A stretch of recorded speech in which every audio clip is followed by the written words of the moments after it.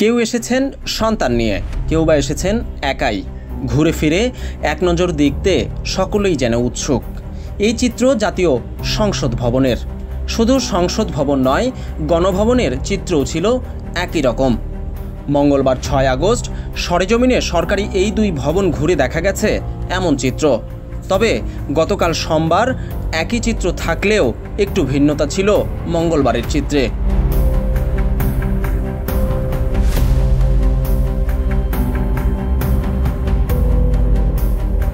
মঙ্গলবার দেখা যায় ভবনের বাইরে নানান আসবাবপত্র পড়ে থাকতে। এছাড়াও গণভবনের অনেক দেয়াল ভাঙা অবস্থাতেও দেখতে পাওয়া যায়।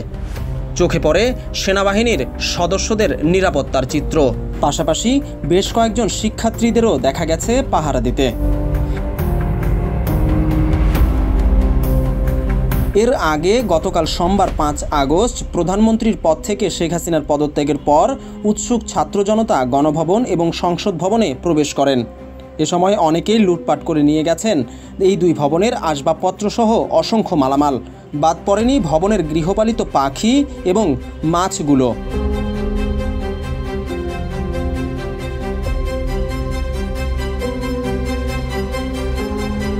আজ কড়া নিরাপত্তা থাকায় অনেক আসবাবপত্রই বাইরে পড়ে থাকতে দেখা গেছে।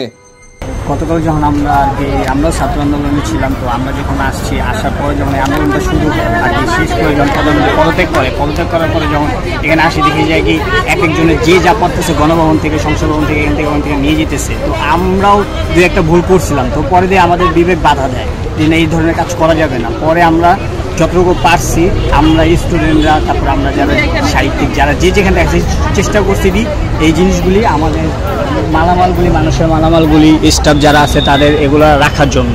আজকে সকালে অনেকে আসতেছে, আইসে এইসব মালামালগুলি ফেরত দেওয়া যেতেছে। এটা যারা ফেরত দেওয়া যেতেছে এদের ভিতরে মনুষ্যত্ব বোধ আছে, কিন্তু যারা ফেরত দিতেছে না, এটা দেশের ক্ষতি করছে, এটা দেশের নাগরিক হিসাবে কলঙ্ক মনে করি আমি।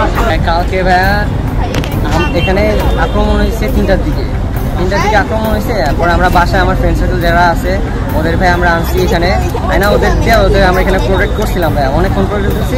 যখন সন্ধ্যা একটু আগ দিয়ে ওরা নিজেরাই বলতেছে যে ভাইয়া ভিতরে ক্লাস আছে, ভিতরে কবর দেওয়া হয়েছে, আমরা ভিতরে দেখতে চাই। আর ভাই আমি ওদের ভালো মতো ওদের ভাইয়া বাসার ভিতরে নিয়ে গেছি, ওরা যাই দেখছে বাসার ভিতরের অবস্থা।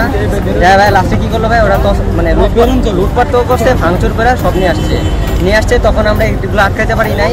লাস্টের দিকে যখন সন্ধ্যার আজানটা দিছে তখন আর কি আমরা আরও ভাই আমাদের যে সমন্বয়ক ভাইরা ছিল, ছাত্র ভাইরা ছিল, ওরা আসার পরে আমাদের নিয়ে গঠন করে ভাই প্রত্যেকটা গেটে গেছে। গেটে যাওয়ার পরে আমরা যতটুকু পারছি ভাই ততটুকু এখানে আটকাইছি। উল্লেখ্য, সরকারের পদত্যাগের এক দফা দাবিতে সোমবার মার্চ টু ঢাকা কর্মসূচি ডাক দেয় বৈষম্য বিরোধী ছাত্র আন্দোলন। কর্মসূচি ঘিরে সকাল থেকেই দলে দলে ছাত্র জনতা ঢাকায় ঢুকতে থাকে। বেলা গড়ানোর সঙ্গে সঙ্গে ঢাকায় বিভিন্ন সড়ক দখলে নেয় আন্দোলনকারীরা। দুপুরের দিকে প্রধানমন্ত্রীর পদ থেকে শেখ হাসিনার পদত্যাগ করে দেশ ছাড়ার খবর ছড়িয়ে পড়লে দুপুর 2:30টার পর থেকে হাজার হাজার মানুষ গণভবনে ঢুকতে শুরু করেন। ওই দিন দুপুরে গণবিক্ষোভের মুখে পদত্যাগ করে ছোট বোনকে নিয়ে ঢাকা ছাড়েন শেখ হাসিনা। বিজন কুমার, দ্য রিপোর্ট.লাইভ, ঢাকা।